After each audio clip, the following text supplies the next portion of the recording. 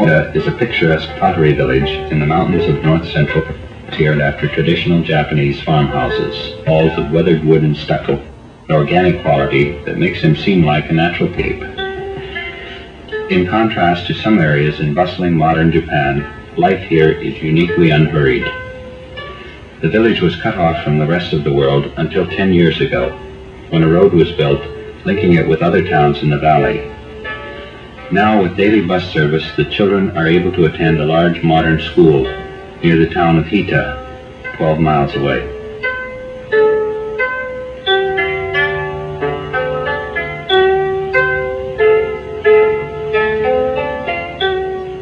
The people of Onta are warm-hearted and happy, and although each villager has his own distinct personality, they all possess a form of serenity that is hard to define, but which probably springs from a way of life that is both productive and satisfying. The main activity of the villagers is the production of folk pottery, and the potters still use many of the same methods and techniques which their ancestors used when they first settled here over 250 years ago.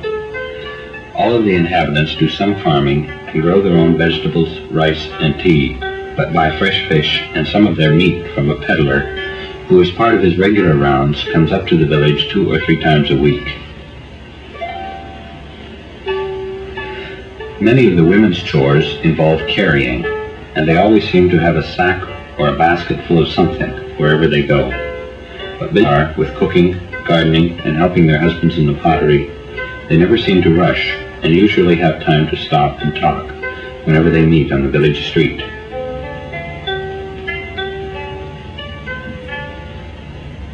The farmers use age-old methods to plow and cultivate the land, for here, high in the hills, arable land is scarce and the growing season short. In the early spring, they plant the rice in seed beds, and when it reaches a height of 6 inches, they transplant it into evenly spaced rows. Spring work in the paddies not only means sloshing through the mud and water, but long hours of bending as each tiny seedling is transplanted by hand.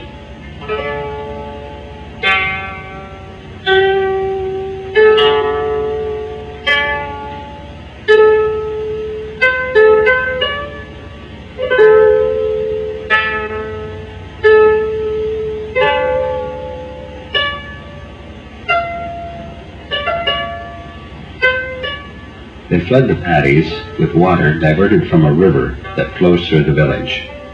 This river is an integral part of their activities, for in addition to being used by the farmers, it is used by the children to sail boats and to fish in, and by the women to wash clothing and vegetables in, and most importantly, by the potters to power the ancient clay pounders with which they grind their clay.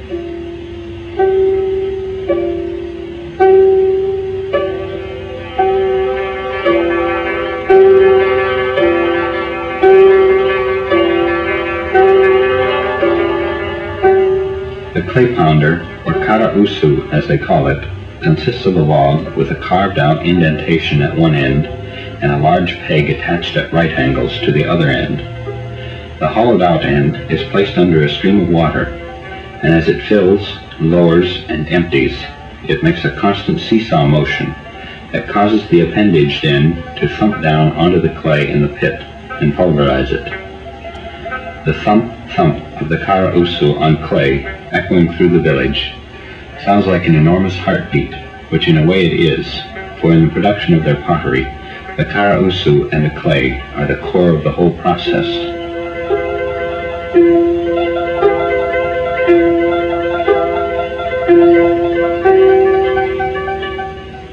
When the clay is ready, they dig it out of the pits and transfer it to a large tank, and adding enough water to make a thin slip, leave it sit until the sand in the clay has settled to the bottom, after which they drain the excess water back to the washing tank to be reused.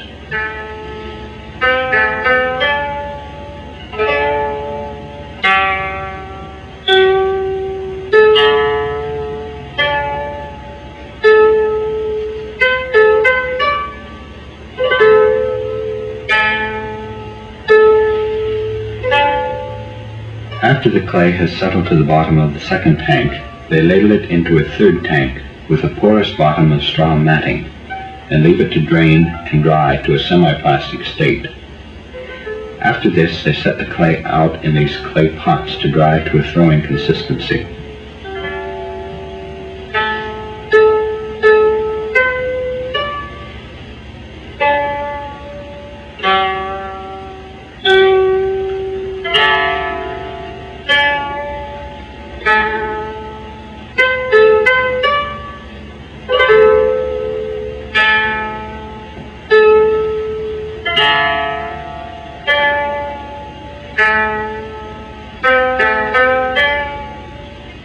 From beginning to end, it takes them about 4 weeks to mix a batch of clay, 2 weeks to grind the dry clay, and 2 weeks for the rest of the process. All of the clay mixing is done out of doors, and when it is ready to throw, they carry it inside in these baskets. Each ball of clay weighs about 25 pounds. This is a heavy load, but typical of the work the women do. This is Mrs. Sakamoto carrying clay into their pottery to her husband, Haruzo Sakamoto. They prepare the clay for throwing by a wedging technique, first used by potters in the Orient, and now used by many Western potters as well. Most of the pots made in Onta are formed by a combination coiling throwing method. They attach coils to a flat slab of clay, and rotating the wheel clockwise, coil the cylinder. Then changing the direction of the wheel, they throw the pot. Although this technique is used in some parts of Japan for throwing large pieces, here all except the smallest pieces are made in this manner. Their method of pottery making, as well as their glazing and decorating techniques, originated in Korea and were introduced into Kyushu when Hideyoshi's warlords brought Korean potters back with them during the so-called Pottery Wars of the 16th century. This method of forming was used extensively in this part of Japan for many years, but now survives only in Onta and Koishibara, a neighboring village. One can only speculate on how it originated, but it may have been developed as a means of coping with poor throwing clay, for it allows the cylinder to be formed before any water is used. Haruzo Sakamoto became the head potter in his family when his father Chuzo retired. Many years ago, they decided to limit the number of potters in the village to 9 families. The eldest son usually succeeds the father and begins working in the family pottery in his early teens, so that when the time comes for him to take over from his father, he is well prepared.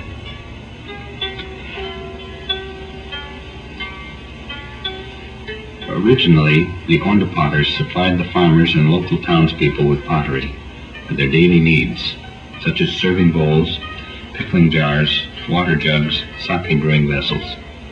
But as these people are now using factory-made containers, the potters are supplying ware to an entirely different type of customer, and are beginning to make new shapes, using new techniques learned from potters outside the area.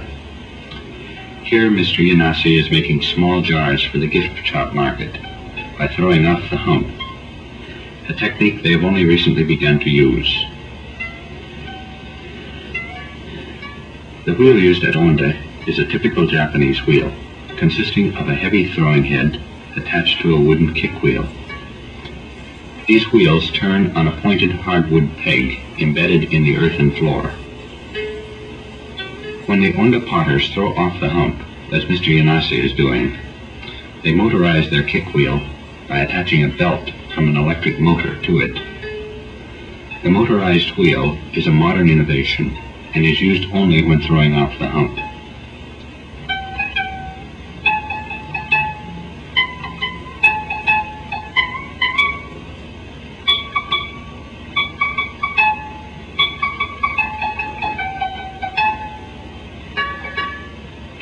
Although the women do not do any of the actual throwing, they do many other things connected with the pottery making, such as clay mixing, loading the kilns, and hauling the wood for firing, as well as putting spouts and handles on the pots as Mrs. Yanase is doing.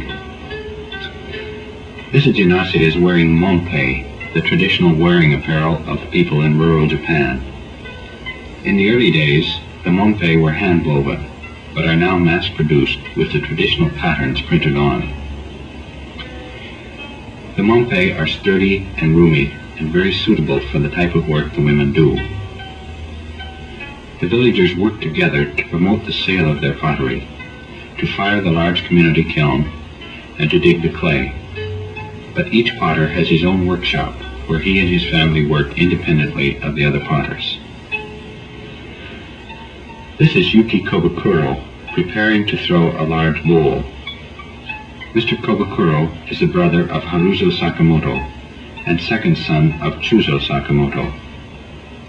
He had always wanted to be a potter, but because of the potter's strict rule of limiting their number to 9 families, he was not allowed to start another in Onda. But in the Yozo Kobukuro household, there were no male heirs to take over the family pottery.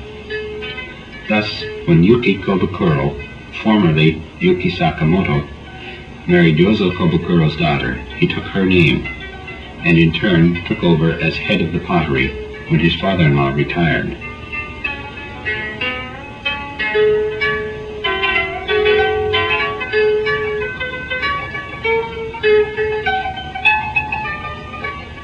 Some of the younger potters, like Yanase, seem to specialize in throwing small pots, while others, like Kobukuro, seem to prefer making larger pieces by their traditional coiling throwing method.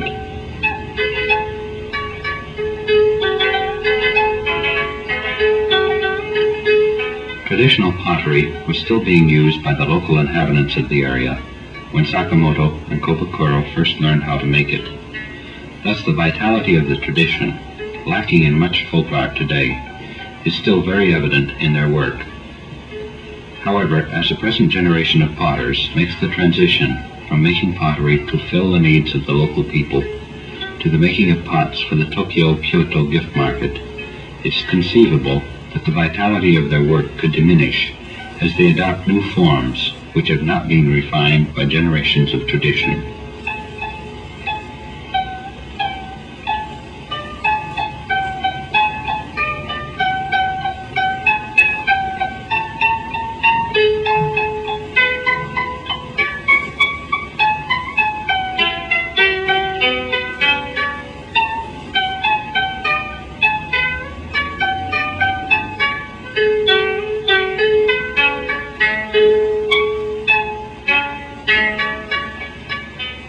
The men usually do all of the decorating and have several methods which they use over and over. One of their main methods is the use of white slip. This white slip is made from a clay found in the mountains near the village. It is similar in composition to the throwing clay and is therefore applied while the pot is wet.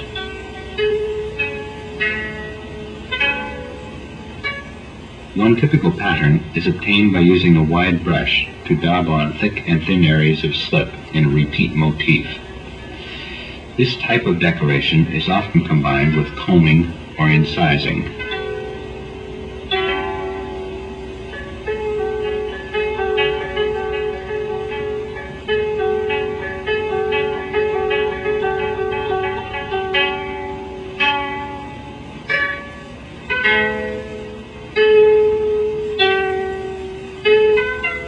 They use white slip on many different kinds of pots, obtaining varied surfaces by using it plain or by drawing in the wet slip with the fingers.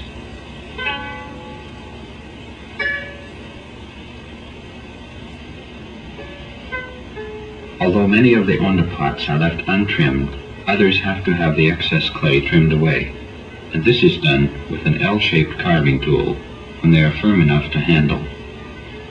The bottom of the pots are stamped with a mark that identifies the piece as being Onda pottery.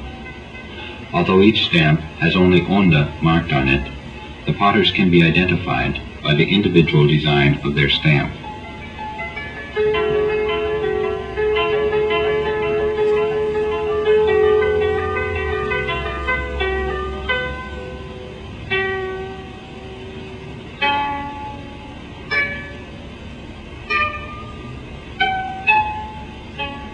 The pots are sun-dried in the yard and then glazed, often by the women, who are very skillful at balancing the unfired ware on the tips of their fingers in one hand as they pour the glaze with the other.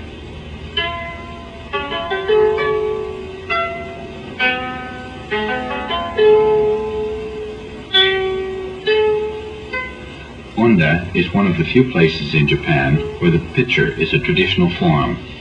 However, the original shape has undergone some changes in recent years due to the influence of Mr. Leach, the British potter.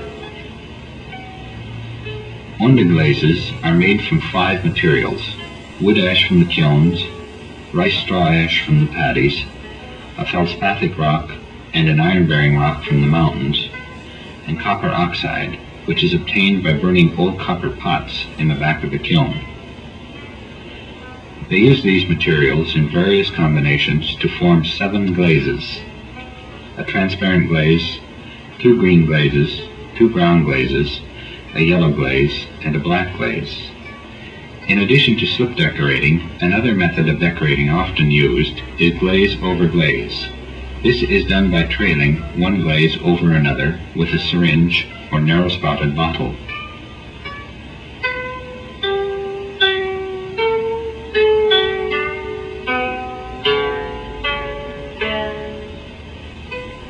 Or by dipping a piece which has been glazed with one glaze into a different glaze.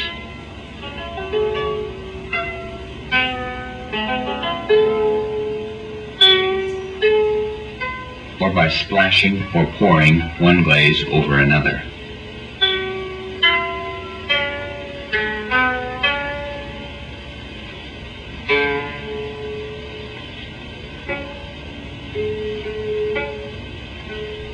The kilns in Onta are essentially the same as the large climbing or hillside kilns that have been used in the Orient for hundreds of years. There are 4 kilns in the village. 3 of these are owned privately and have 4 chambers each, while the 4th is a communal kiln with 12 chambers. The chambers are about 15 feet deep, 7 feet high, and 6 feet wide, and each holds up to 500 pieces of pottery. A kiln firing represents about 2 months' work by the potters, and when 3 or 4 families have enough pottery to fill the large kiln, they work together to have a firing. As the time for the firing draws nearer, the tempo around the village increases, as the potters complete last-minute glazing and decorating and carry their pots from their workshops to the kiln. The kilns are constructed of fire brick covered with a layer of straw and clay. The dome of each chamber is about 12 inches thick. Toward the ground, the lower part of the kiln wall is thickened and reinforced with large rocks to help take the thrust of the domes. Thatched or corrugated tin roofs are constructed above the kilns to protect them from the rain.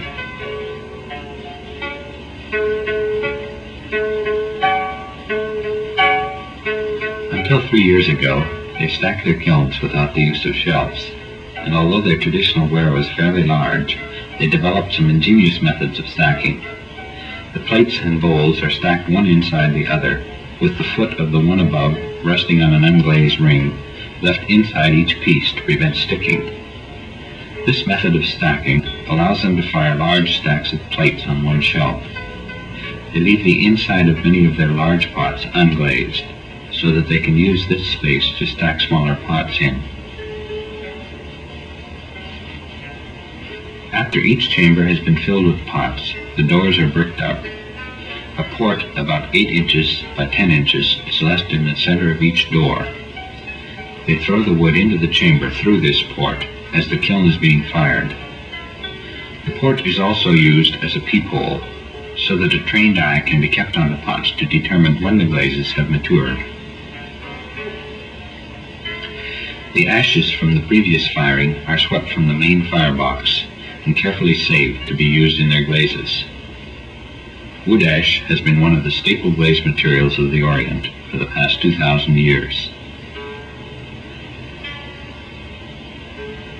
Wood is carried in from the various houses, and the fire is started in the main firing chamber. The initial fire has to be gentle, so that the pots will not break as the last bit of water is dried out of them. In order to keep the fire low, large pieces of wood are used early in the firing. Then, as more intense heat is needed to build up the temperature, smaller and smaller pieces are used. This type of kiln is built on a hillside so that the slope of the hill can be utilized to provide a natural draft. In other words, no separate smokestack is required, as the whole kiln becomes a stack. The fire is started in A, the main firebox. This firebox has 2 ports through which wood is stoked for about 10 hours. The heat from here passes into the first chamber, B, then on to the second chamber, C, and so on through the kiln, so that all of the heat is utilized. After 10 hours of firing, the first chamber, B, is red hot. The stoking is then continued through the port of this chamber for another 2 hours, or until the temperature is high enough to melt the glazes. By this time, the second chamber is red hot, and the stoking is continued in the same manner, and so on up the hill until each chamber has been fired.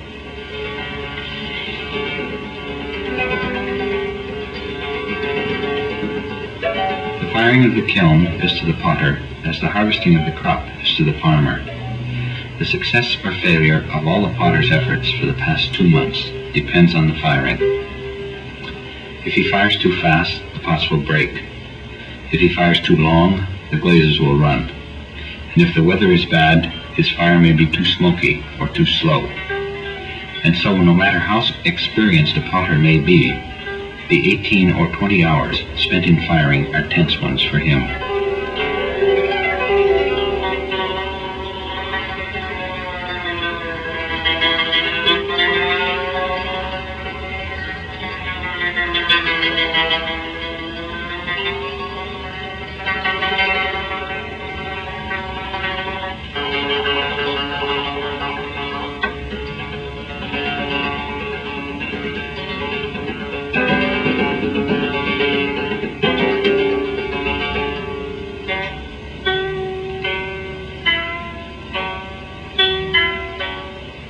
After hauling wood and stoking the kiln almost constantly for 18 hours, the potters begin to look very tired.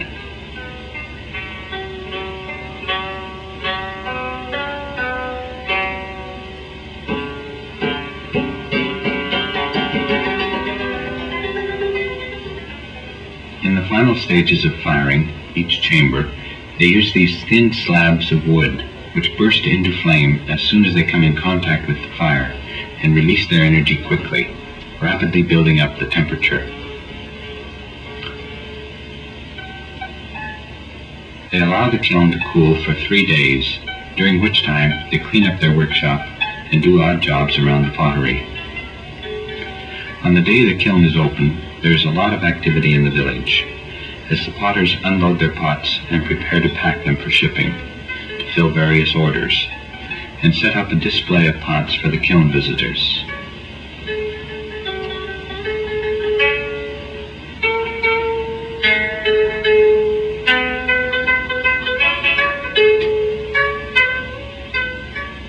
After the kiln is unloaded, they always inspect the pots and destroy the wasters before the job of packing is begun.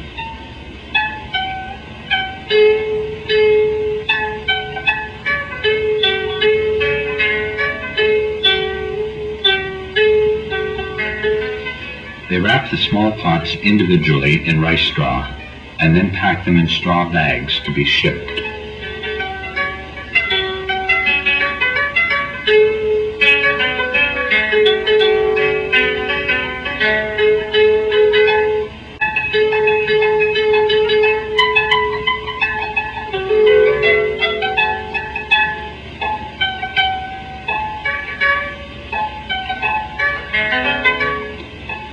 Large pots are filled with small pots wrapped in straw and then tied with a rope.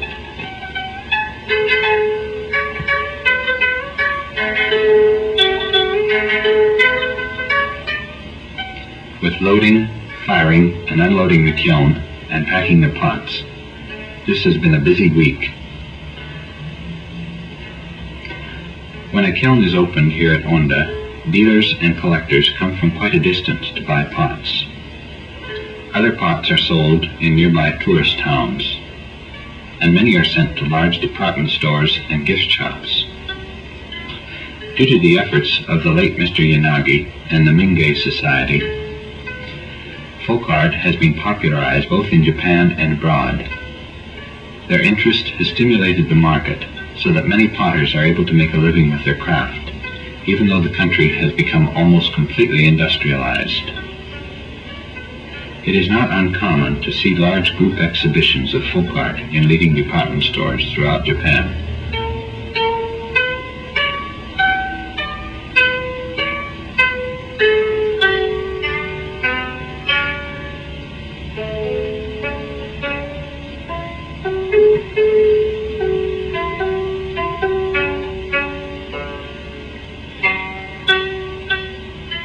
Having completed another firing, after a few days' rest, the potters of Onta will begin their cycle of work all over again.